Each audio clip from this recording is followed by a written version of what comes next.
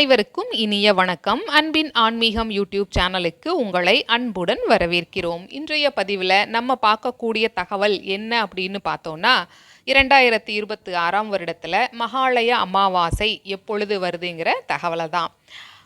முன்னோர்கள் மகிழ்ச்சியாக இருந்தாதான் பூமியில் இருக்கக்கூடிய அவர்களோட குடும்பத்தினரும் மகிழ்ச்சியாக இருப்பாங்கன்னு சாஸ்திரங்கள் சொல்லுது. ஒவ்வொரு வருடமுமே முன்னோர்கள் இறந்த திதி நாளை கணக்கில் கொண்டு வந்து திதி கொடுக்கப்படுது.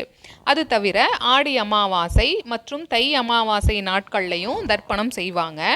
இந்த மாதிரி முன்னோர்களோட திதி நாள் ஆடி அமாவாசை தை அமாவாசை ஆகிய நாட்களில் தர்ப்பணம் செய்ய தவறியவங்க மகாலய அமாவாசைன்னு சொல்லப்படக்கூடிய புரட்டாசி அமாவாசை அன்று தர்ப்பணம் செய்யலாம். முன்னோர்கள் இறந்த திதி தெரியாதவங்க கூட மகாலய பட்சத்தில் அவங்களுக்கு தர்ப்பணம் கொடுக்கலாம்ங்கிற தகவலை சொல்லியிருக்காங்க.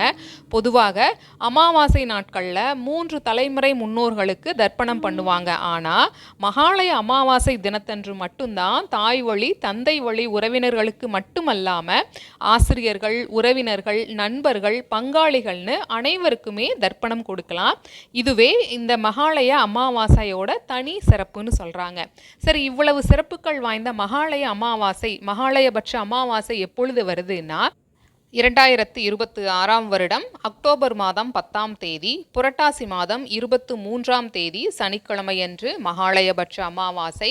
அக்டோபர் மாதம் 10ஆம் தேதி தமிழ் மாதமான புரட்டாசி மாதம் 23ஆம் தேதி சனிக்கிழமையன்று மகாலய அமாவாசை. இந்த மகாலய அமாவாசை நாளில் முன்னோர்களுக்கு திதியும் தர்ப்பணமும் சரியான முறையில் கொடுத்து அவங்களோட ஆசீர்வாதங்களை பெறுவோம்.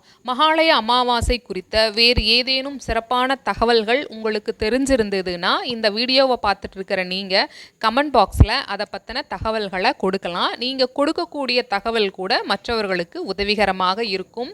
இப்பதிவினை இதுவரைக்கும் முழுமையாக கேட்டீங்க. ஞாபகமாக நம்ம சேனலுக்கு லைக் பண்ணி சப்ஸ்கிரைப் பண்ணி ஷேர் பண்ணுங்கள். நன்றி, வணக்கம்.